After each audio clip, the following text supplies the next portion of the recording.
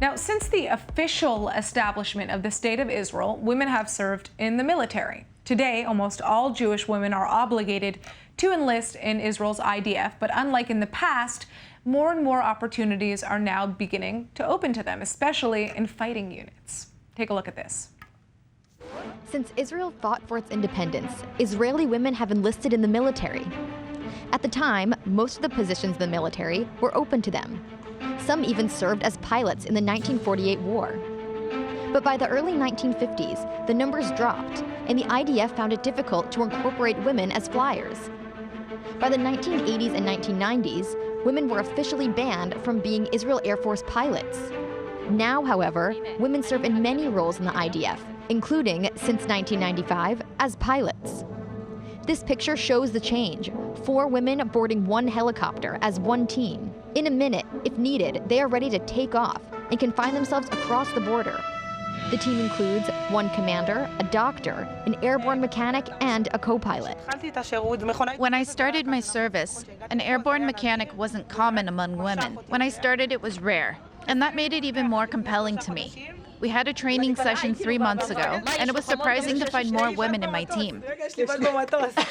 Even though the Israel Air Force is open to women, not many are willing to go through the difficult process. Not only is it a challenging lifestyle, it also requires total dedication and dealing with uncommon situations.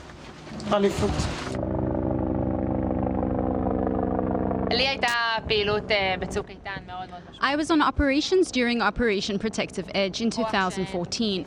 It meant a lot to me. A team was critically hit and I was called to evaluate the wounded soldiers.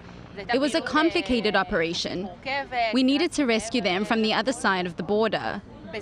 While we were in the air, I was super focused. I felt like I was doing something meaningful. We saved the lives of 4 people.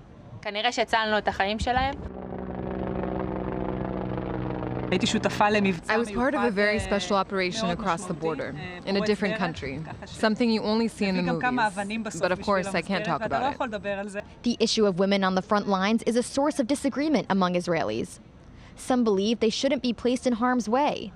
Others think that if they meet their requirements, they can serve in any position, as their lives are not more valuable than men's. The Israelis are not there yet, where I would like them to be. This is part of the reason I'm here today. It is possible and even necessary. There's no good reason why we shouldn't. In 1995, Alice Miller filed a petition with the Israeli High Court against the IDF, demanding to be allowed to go through the selection process to become a pilot. The court ruled in her favor. Even though she never completed the process, she paved the way for others.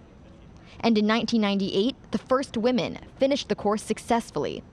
Since then, 61 female aircrew fighters have completed the pilot's course. It's okay to say that women and men are different. I'm proud to be a woman. We are all here thanks to the women who paved the way for us, who made it possible. And maybe we set an example for the next generation that might think, if they can do it, so can we. The Air Force currently numbers 39 women among its aircrew.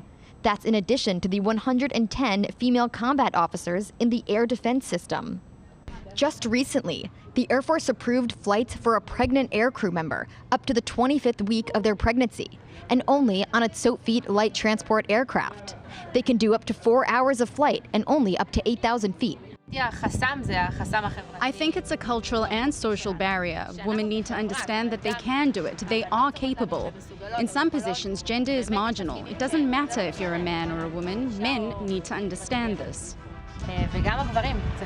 Not many Israeli women apply to serve at the Israel Air Force or as pilots. It may be because of the difficulties and the life-changing commitment or the stereotype that these positions carry. In the most recent pilot's course, 18 women started and only 2 women completed it. And even 26 years after the court's landmark decision, the Israeli media still makes a fuss of each woman with special reports. Israel is still on its journey for equality. But maybe in the future, these women will inspire others to dream big and take off for the stars. Pretty impressive, right?